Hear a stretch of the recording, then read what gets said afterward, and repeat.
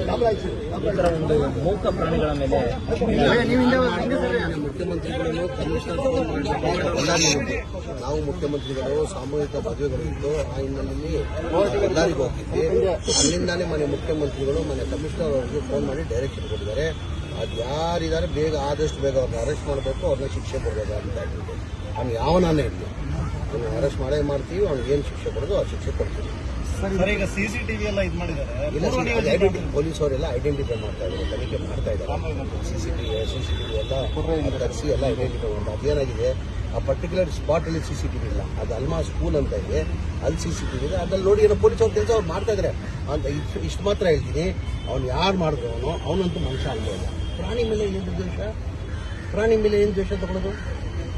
ಅವ್ನು ಯಾರನ್ನ ಇಲ್ಲಿ ಅವನ್ನ ಶಿಕ್ಷೆ ಆಗಲೇಬೇಕು.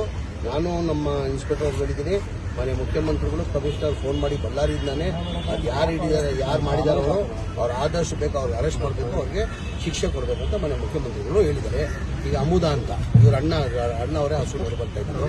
ಕರ್ಣ ಅಂತ ಅಮುದ ಅವ್ರ ಅಣ್ಣ ಕರ್ಣ ಅಂತ ಅವನೇ ಪಾಪ ಹಸು ನೋಡ್ಕೊಂಡು ಅದಲ್ಲೇ ಪಾಪ ಅವ್ರ ಜೀವನ ಆಯ್ತಿದ್ದು. ಈಗ ಯಾರೋ ಹೇಳ್ತಾ ಇದ್ರು ಪಾಪ ಈ ಹಸು ಹಾಲು ಕೊಡೋಕ್ಕೆ ಸಾಧ್ಯ ಆಗಲ್ಲ ಜನಗಂದ್ರೆ, ಆ ಹಾಲು ಕೊಡೋದು ಪಾರ್ಟ್ಸನ್ನ ಕಟ್ ಮಾಡಿದ್ದಾರೆ ಅಂತ ಹೇಳ್ಬಿಟ್ಟು ಆ ಹಾಲು ಕೊಡೋಕ್ಕೆ ಸಾಧ್ಯ ಆಗಲ್ಲ ಅಂತ ಹೇಳಿದ್ದಾರೆ.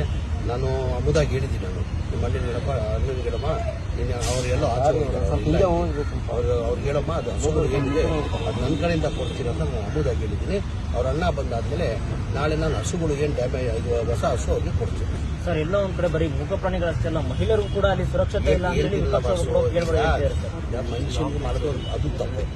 ಈಗ ಪ್ರಾಣಿಗಳಿಗೆ ಮಾಡ್ತಾರಂದ್ರೆ ಅವ್ರ ಮನುಷ್ಯರು ಅವರು ಯಾವನನ್ನ ಇರಲಿ, ಅವನು ಯಾವನನ್ನ ಇರಲಿ ಅವ್ನಿಗೆ ಶಿಕ್ಷೆ ಆಗಲಿಲ್ಲ.